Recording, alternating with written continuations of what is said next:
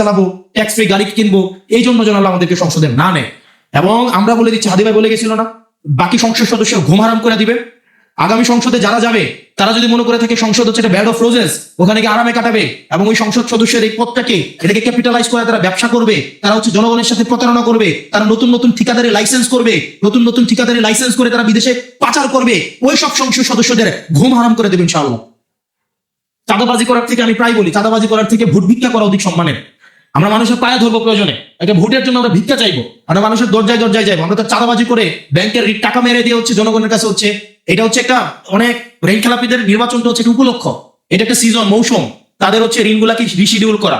অর্থাৎ নির্বাচনের আগে ব্যাংক থেকে একটা স্টে নিবে, স্টে নিয়ে হচ্ছে নির্বাচন করবে, যদি জিতে যায় তাহলে তো ঋণ দেওয়া দূরের কথা, এই এমপি তো বেঁচে ট্যাক্স ফ্রি গাড়ি নিবে, যখন আবার নতুন করে ব্যবসা খুলবে, আপনি কি জানেন টেন্ডারবাজি করবে, ঠিকাদার থেকে পুঁজি নিবে। অর্থাৎ তাদের কাছে এই নির্বাচনটা হচ্ছে একটা মানি মেকিং মেশিন। তো এই মানি মেকিং মেশিন আমাদের হইতে দেওয়া যাবে না।